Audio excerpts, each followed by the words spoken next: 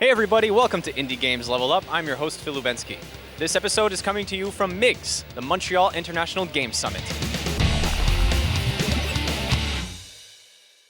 Hey everybody, I'm here with Latif Martin from Miscellaneum Studios. He's the creative director and founder. How you doing, Mike? Not bad. Mike, what am I saying? Sorry. Latif. I thought you said Mang. I was like, you doing? I'm all right, man. How you doing? So tell us a bit about yourself and your studio. I'm an illustrator.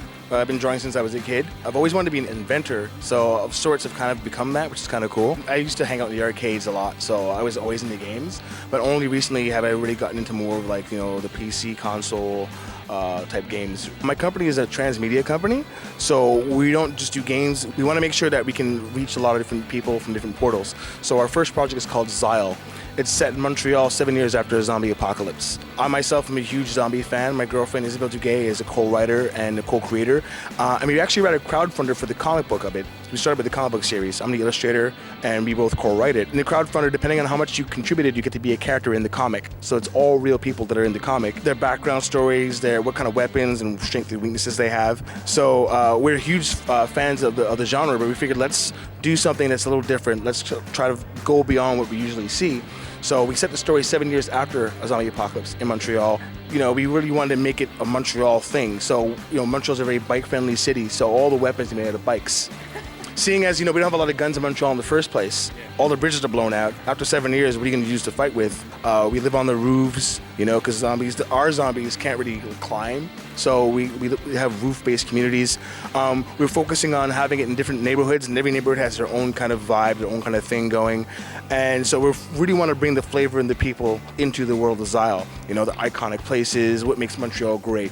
Actually, the game is a prequel to the comic because you're creating the world that you see in the comic book series. You create your own character, you start building a community, and we're running contests in the game where your achievements in the game could actually affect the comic to the point where your character can actually show up in the comic. So I think players will really dig that kind of thing.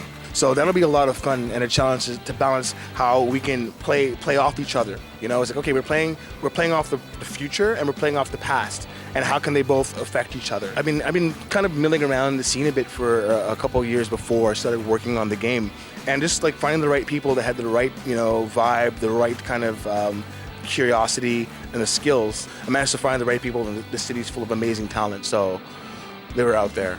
When can we expect the game to come out? The $1 million question. We're working on. We just developed it right now, so we're still working on the demo. I'm hoping it would come out in about a year. Where do people go to get the comic? Excellent question. Right now, we're only distributing in Montreal.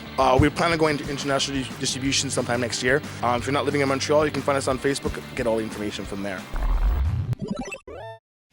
This episode is sponsored by the Canada Media Fund.